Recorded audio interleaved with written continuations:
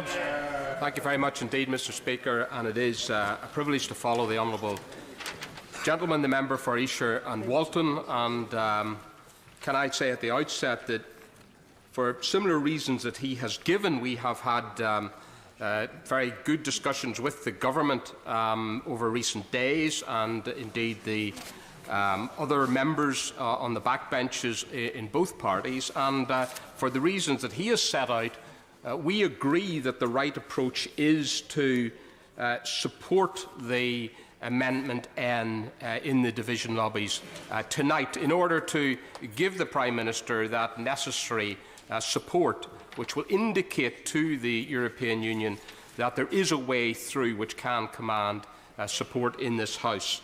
The issue of the Prime Minister agreeing to bring back any final deal for a meaningful vote, the fact that it is going to be legally binding changes that she seeks, she has said about reopening the withdrawal agreement, and the fact that serious considerations will be given to options which can really bring people together on the Brexiteer and Remain side of the argument. I think these are all powerful reasons to get behind this amendment tonight.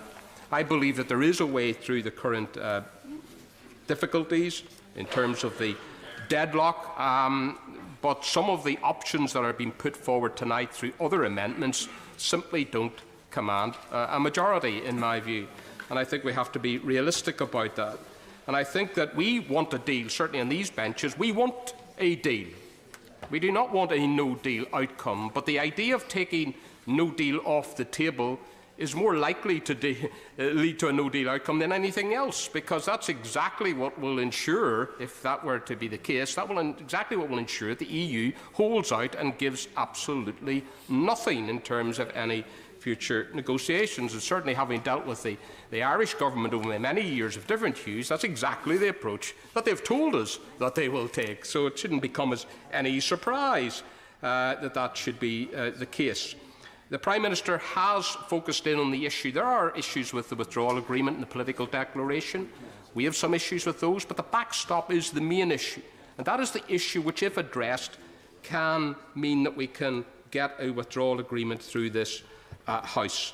And I don't need to rehearse all the reasons why the backstop was so difficult for us as unionists. I think the Right Honourable Gentleman, the member for Beaconsfield, described it himself as damaging to the Union. The Father of the House described it as a ridiculous proposition, and the Prime Minister herself has criticised it in strong terms as something that nobody wants, everybody detests, nobody likes it, and yet it remains at the heart of our debate. So we have to address the fact that with it in place, we cannot support the withdrawal agreement. Now, people say that this cannot possibly be revised.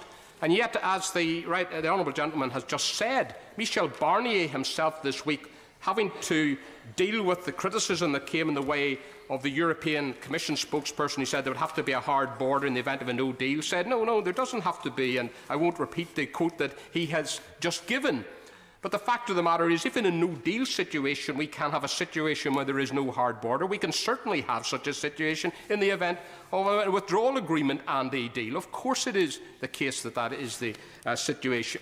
And the situation in the Irish Republic is not as homogenous as people think. The Irish Republic Prime Minister Leo Varadkar said the other day that in the event of no deal we'd have to send troops to the Irish border.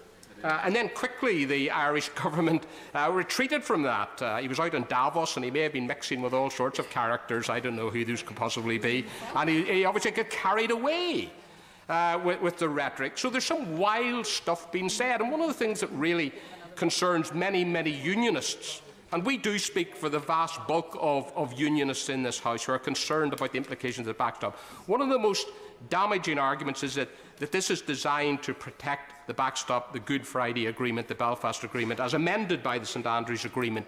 It does nothing of the sort. Lord Bew, one of the architects of people behind the Good Friday Agreement, has written a recent article, Policy Exchange, in which he says it drives a coach and horses through the Good Friday Agreement. So we need to be realistic here. By giving give way. Thank the honourable member for giving way. Lord Bew went even further, I believe, in the other place last week when he described that there is one great problem with the backstop: it does not protect the Good Friday Agreement.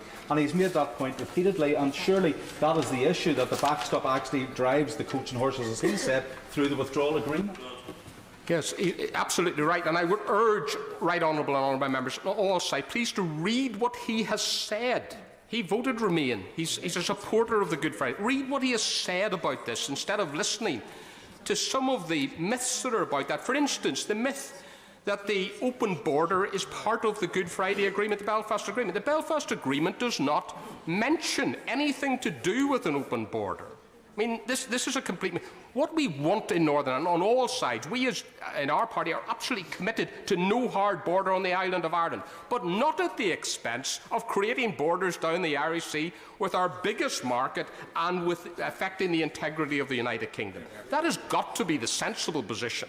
And I believe now, if we get behind the amendment as tabled by the honourable gentleman, the member for Altrincham and Sale West, and send the Prime Minister out to Brussels with that strong support behind her, then we can achieve something that people have said is not possible, and we can get this deal sorted out for the good of all of our country.